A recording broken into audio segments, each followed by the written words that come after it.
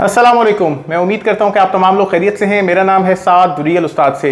DHA phase 4 river view south, pricey but legal, deal closing soon. इस video को शुरू करने से पहले आप हमारे चैनल को सब्सक्राइब कर लें। वीडियो पसंद आए तो इसे लाइक करिएगा और भी लोगों के साथ शेयर करिएगा।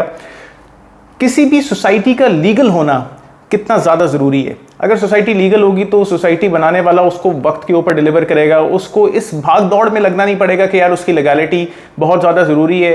कोई भी उस सोसाइटी के बाहर कोई भी इदारा आके ना नोटिस देगा, ना FIRs होंगी और ना उसके ऊपर किसी किस्म का एक्शन होगा।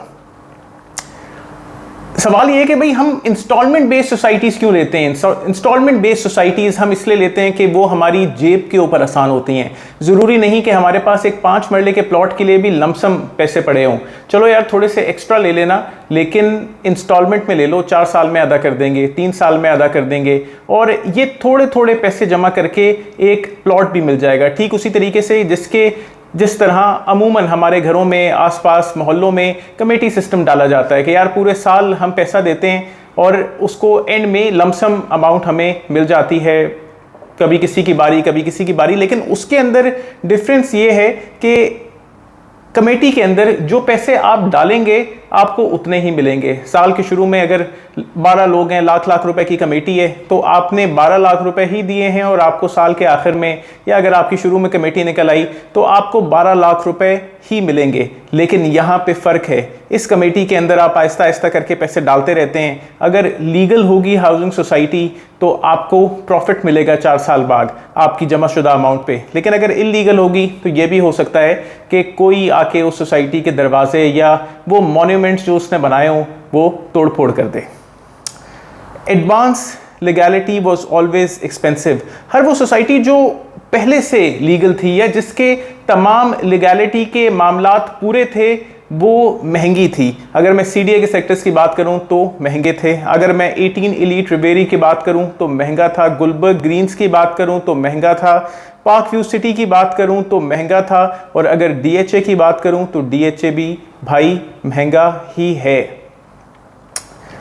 RDA's ग्रैंड ऑपरेशन, हमने रिसेंटली देखा कि RDA ने बहुत सारी हाउसिंग सोसाइटीज़ को नोटिस भेजे। नोटिस के साथ साथ उन सोसाइटीज़ के दरवाज़ों पर, यानी ख़ास तौर पे जहाँ पे डेवलपमेंट हो रही थी वहाँ पे भी RDA पहुँचा और वहाँ पे भी लोगों को नोटिस दिए। अगर कोई पकड़ धकड़ करनी थी तो वो हुई, और हाँ अगर कोई तोड़ फोड़ करनी थी तो वो भी देखने में आई।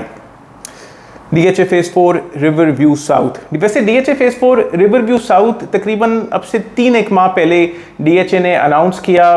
तकरीबन 2-1 महीने पहले इसकी बैलेटिंग हो गई थी। बैलेटिंग के अंदर रिस्पांस बहुत कमज़ोर था और अब जब सिर्फ 2 दिन बाकी हैं कि इसके ऊपर आप अगर किसी से ख़रीदना चाहते हैं ये प्रॉपर्टी तो ख़रीद सकते हैं कि आप या तो कल या फिर परसों इसकी ट्रांसफ़र करा सकेंगे। और अभी तो ये ओपन ट्रांसफ़र की हैसियत से हो रहा है, बाद में ऐसा नहीं होगा। इसके अंदर 5 मरला, 7 मरला, 10 मरला, 1 कनाल के रेजिडेंशियल प्लॉट्स हैं।